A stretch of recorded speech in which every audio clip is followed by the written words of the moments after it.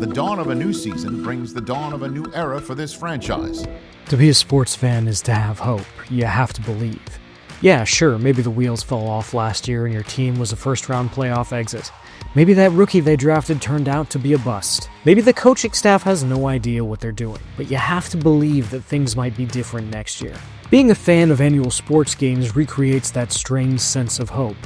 Maybe next year that thing you hated finally gets fixed, or that long-needed feature gets added. I've lamented the constant feeling of maybe next year in my past Madden reviews, and I've wondered if incremental improvements are the only thing possible in a series like this. But man, did EA Tiburon prove me wrong with Madden NFL 26. There may still be room for improvement, but this is easily the best Madden in a long, long time.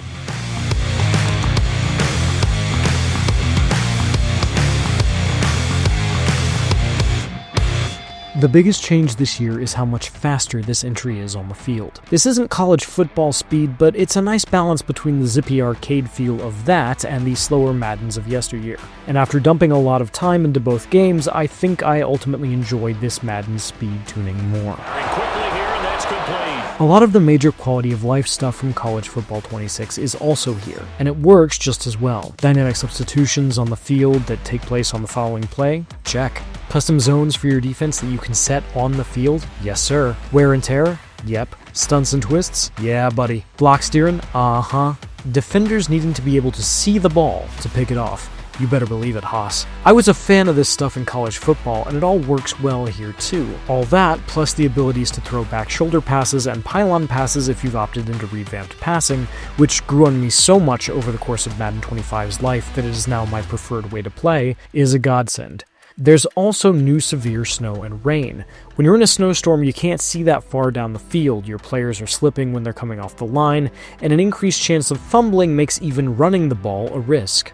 I especially love the little details, like the snow getting covered with footprints as the game goes on. There are general presentation upgrades too. Better broadcast packages, new runouts, and the addition of team-specific traditions like Randy Moss blowing the Gouger horn before Vikings games.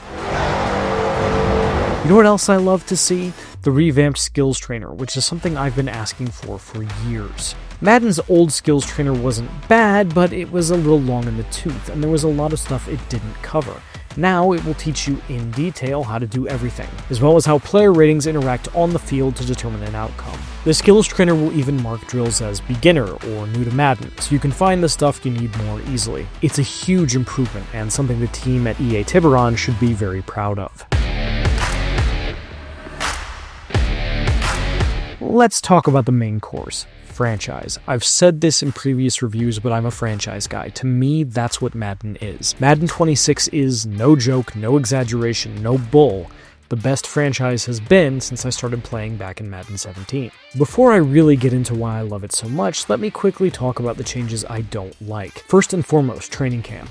EA Tiburon has doubled down on minigames this year and reworked training camp to compensate, and I hate it. There are fewer mini-games and thus fewer opportunities to train more of your roster.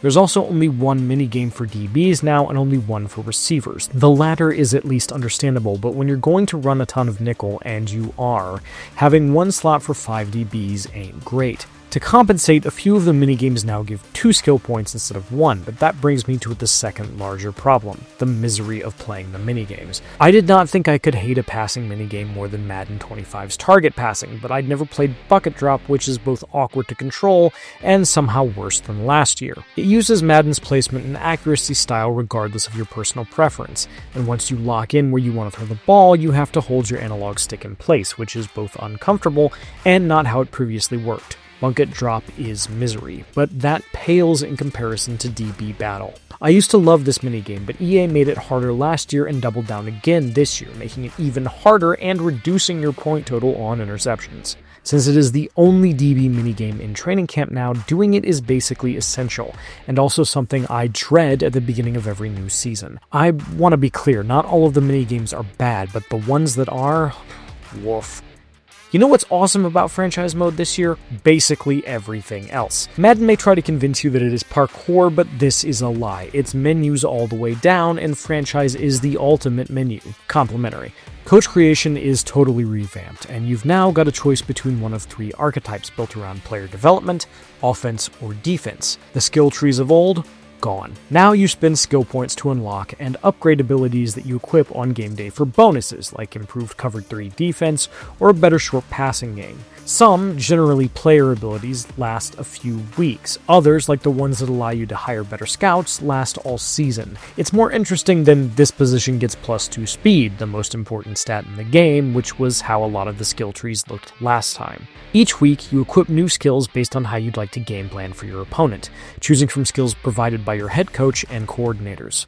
As you level up and complete both in-game and season goals, you'll get coach points to upgrade those abilities, opening up new effects. In addition, you can level them up by completing in-game objectives, but if you play poorly, you can also de-level them, and even lose them completely until you repurchase them. It's a nice element of risk and reward, and the weekly scouting report does a much better job of looking at the other team and breaking down key matchups to help you choose the right abilities for the job. But abilities aren't the only new addition. You've also got play sheets, smaller, focused playbooks that add formations like 4-2-5, or concepts like the air raid offense to your existing playbook that can unlock and level up and de-level, which is also awesome. Now it's easier to get to what you want without using a custom playbook, and as far as I can tell, some of these formations are only available through play sheets. And keeping a base playbook gets you access to the new coach's suggestions, which use machine learning to explain the play being suggested in something resembling that coach's voice. I'm iffy on the machine learning bit and some of the suggestions, which can have a low success rate by the suggestion's own admission, but I like that they explain how the play is supposed to work, which is a good way to learn to use new plays. The addition of wear and tear was something I was wary of, but I think it's been implemented well. Football is a violent sport, and taking a lot of hits on game day not only makes your players more likely to be injured, but it also reduces their stats. Previously, you could feed a top receiver or feature back every down.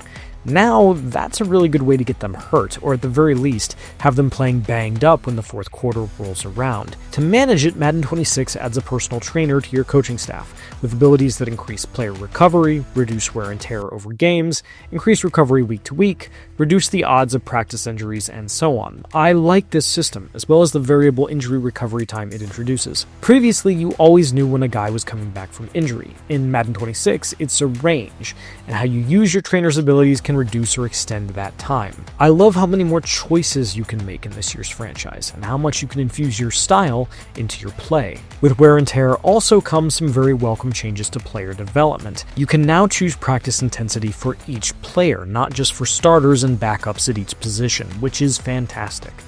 I'm decent at Madden on the field, but what makes me good in a franchise league is that I'm great at drafting and player development. For someone like me, this extra control is a huge deal, and it feels like developing backups is more viable than it has been in the past. There's also some nice QOL changes here, like being able to see player fatigue as a number and not just a meter on the health section of their player card. Yes, finally! I don't know if this is stuff most players will notice, but if you're a sicko like me, it really does make a big difference.